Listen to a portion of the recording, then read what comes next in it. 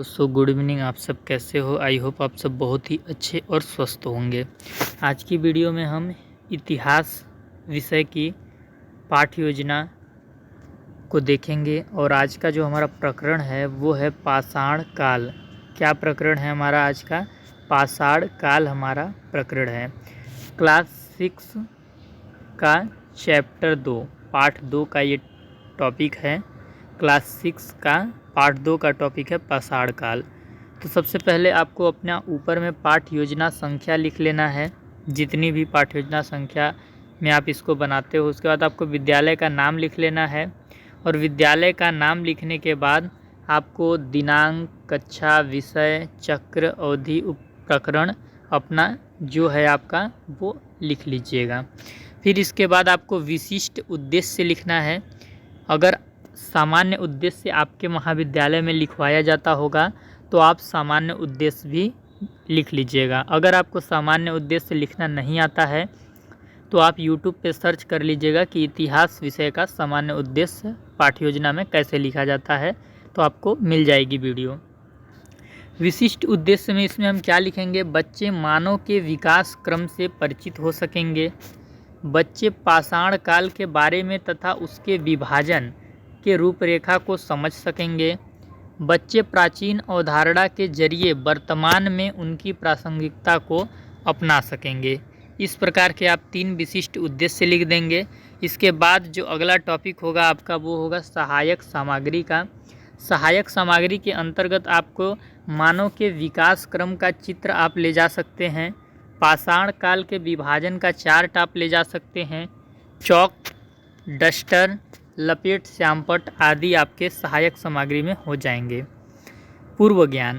पूर्व ज्ञान में क्या है? बच्चे मनुष्य की मूलभूत आवश्यकताओं की सामान्य जानकारी रखते हैं, ये आप पूर्व ज्ञान में लिख देंगे। इसके बाद आप प्रस्तावना प्रश्न का हेडिंग डाल लीजिएगा और यहाँ क्रमांक संख्या, छात्राध्यापक क्रिया और विद्यार्थी अनुक्रिया डाल लीजिएगा। इसके बाद आपको प्रस्तावना प्रश्न में पहला प्रश्न पूछना है, पृथ्वी पर सबसे जागरूक प्राणी कौन है? बच्चे बताएंगे मनुष्य। फिर आपको दूसरा क्वेश्चन पूछना है, मनुष्य की मूलभूत आवश्यकताएं कितनी हैं? बच्चे बताएंगे 3। फिर आप पूछना है, तीनों मूलभूत आवश्यकताओं का नाम बताओ। तो बच्चे बोलेंगे रोटी, कपड़ा और मकान। फिर आप पूछेंगे मकान का उपयोग मनुष्य किस लिए करता है? तो बच्चे बताएंगे रहने के लिए। फिर आप पूछिएगा उस काल का नाम बताओ जब मनुष्य के पास रहने के लिए मकान नहीं होते थे। तो बच्चे क्या हो जाएंगे? मौन हो जाएंगे और यही आपका समस्यात्मक प्रश्न हो जाएगा। और फिर इसके बाद जैसे ही आपका समस्यात्मक प्रश्न हो जाएगा आप उद्देश्य कथन अनाउंसमेंट कर देंगे, यानी उद्देश्य कथन लिखेंगे। बच्चों, आज हम लोग इतिहास विषय के अंतर्गत पाषाण काल का विस्तृत अध्ययन करेंगे। फिर इसके बाद आपको हेडिंग डाल लेना है शिक्षण अधिगम व्यवस्था। क्या हेडिंग डालना है? शिक्षण अधिगम व्यवस्था। और इसमें आपको 4 कॉलम बना लेने हैं। पहला कॉलम रहेगा आपका शिक्षण बिंदु का, दूसरा कॉलम रहेगा आपके छात्राध्यापक कथन का, तीसरा कॉलम रहेगा आपके विद्यार्थी अनुक्रिया का और चौथा कॉलम आपके रहेगा विधि, प्रविधि और श्यामपट्ट कार्य का। इसमें सबसे पहला जो आप शिक्षण बिंदु पढ़ाएंगे वो रहेगा मानव में परिवर्तन। मानव में परिवर्तन शिक्षण बिंदु के अंतर्गत आप कैसे पढ़ाएंगे यहाँ पे देख लीजिए। पहले आपको एक प्रश्न पूछना है, मनुष्य को रहने के लिए किस चीज़ की आवश्यकता होती है? बच्चे बताएंगे मकान। और आपको इधर श्यामपट्ट कार्य में लिखना है मानव के विकास, विभेद आदि की जानकारी देने वाले मानव शास्त्री कहलाते हैं। ये बोर्ड पे लिखना है, यानी कि आपका श्यामपट्ट कार्य वाले कॉलम में आप ये लिख लीजिएगा।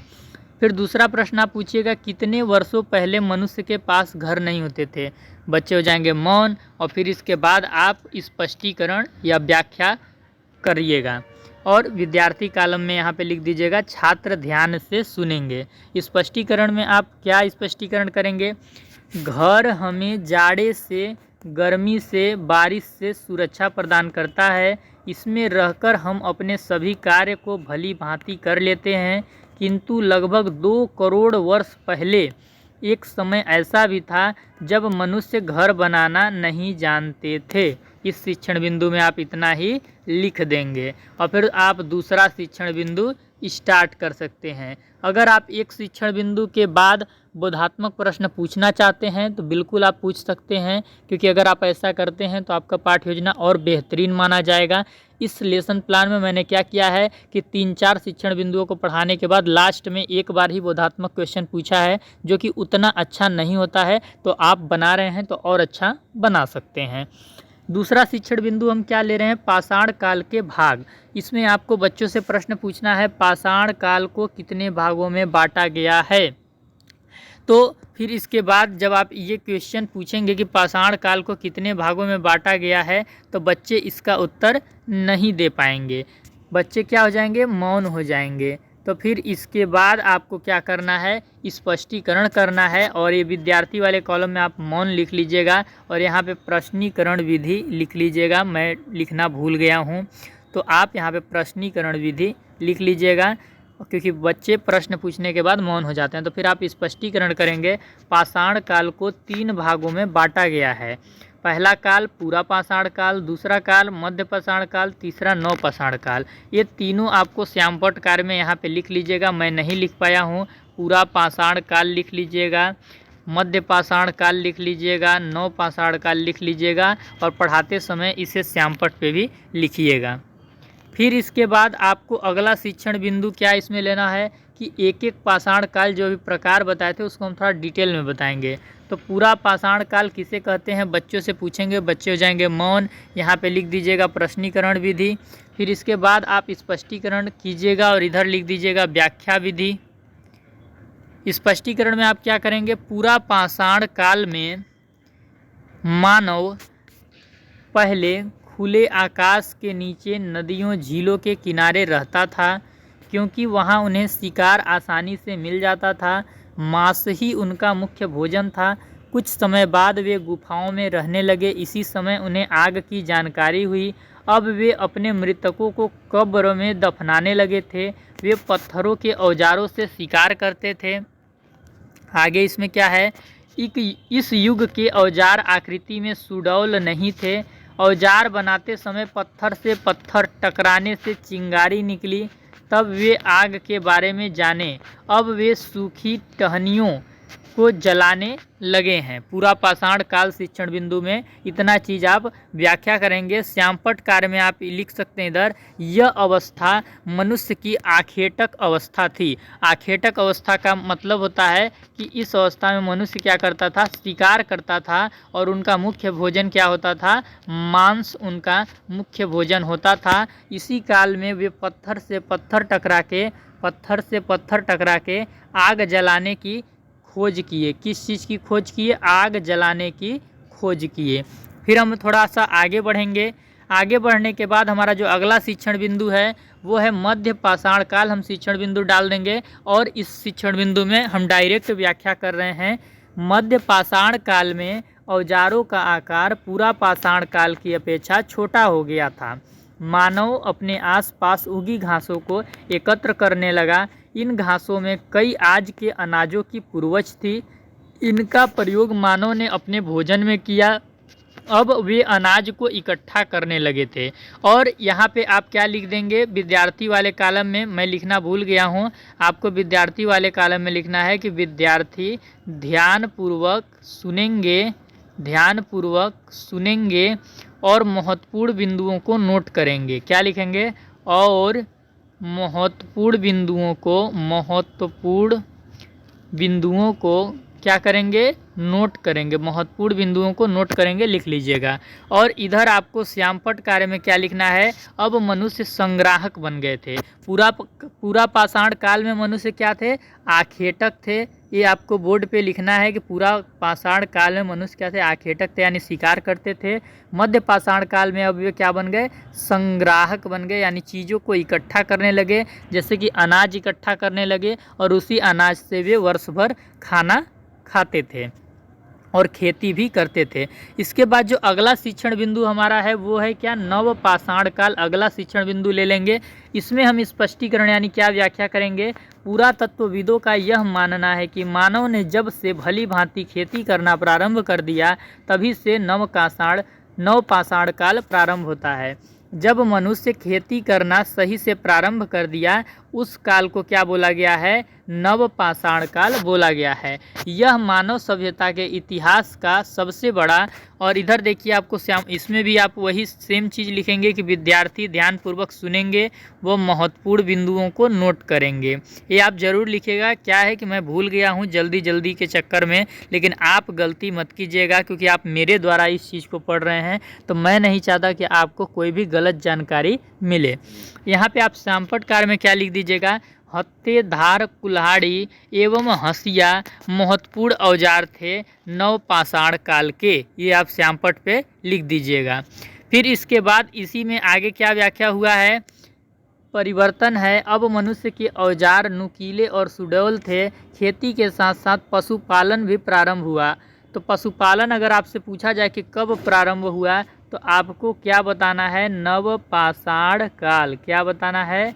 नवपाषाण काल में पशुपालन आपका प्रारंभ हुआ। पशुओं का प्रयोग दूध और मांस प्राप्त करने में किया जाता था। नवपाषाण काल में मुंज की टोकरी, चटाइयाँ, कताई करना, जानवरों के बालों से कपड़ा बनाना जान गया था। शंखों के साथ हथियार, खाने पीने की सामग्री भी दफनाई जाती थी। मृतकों को जब दफनाया जाता था तो उनके शवों के साथ हथियार हो गया, खाने पीने के सामग्री हो गया, उनके साथ क्या किया जाता था? कब्र में दफनाया जाता था।